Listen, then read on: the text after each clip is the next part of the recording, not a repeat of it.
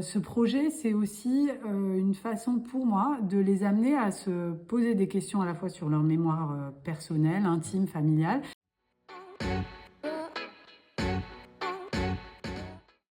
Alors, je m'appelle Carole Saturno, je suis autrice jeunesse.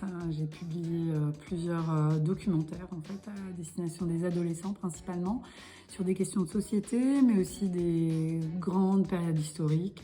Et voilà, je suis ici dans le cadre d'un parcours au collège, dans une classe de 4e, la classe de Niki Balafas, au collège Jean Moulin, ici à Aubervilliers.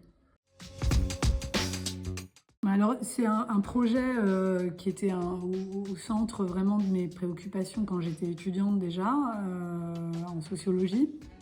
Et puis surtout, ça remonte à un de mes premiers livres qui s'appelle Enfants d'ici, parents d'ailleurs, qui est paru en 2006, qui a eu le prix de la presse au Salon du Livre de Montreux. Et donc, ce livre raconte l'histoire d'enfants qui se plongent en fait dans l'histoire de leur famille. Et qui partagent en fait leur parcours, leur découverte de cette histoire. Et puis il y a toute une partie plus documentaire, plus historique à chaque fois. Et j'avais proposé ce travail à Madame Balafas, qui est professeure de français, mais qui est aussi helléniste, pour travailler aussi autour de la Méditerranée comme bassin de transit, comme lieu de traversée aujourd'hui dans le monde contemporain de ces parcours d'exil.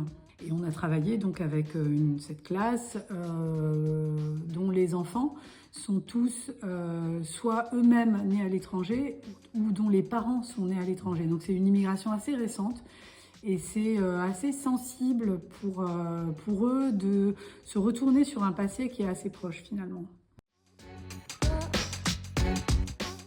Alors on a déjà mené un certain nombre de séances ensemble. Aujourd'hui c'était un atelier un peu particulier dans lequel on a fait intervenir la CIMAD, qui est une association qui s'occupe vraiment de l'accueil des demandeurs d'asile. Ce projet, c'est aussi une façon pour moi de les amener à se poser des questions à la fois sur leur mémoire personnelle, intime, familiale, et de raccrocher tout ça dans peut-être un cadre plus vaste, qui est celui de l'exil.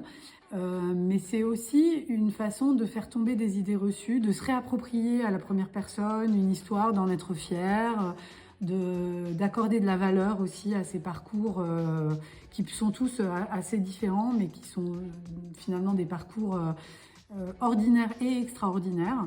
Et donc pour eux, finalement de se retourner sur le passé de leur famille, de leurs parents, de leurs grands-parents ou leur propre histoire, en retrouvant une forme de fierté, de reconnaissance de ce qui a pu se passer, de courage aussi.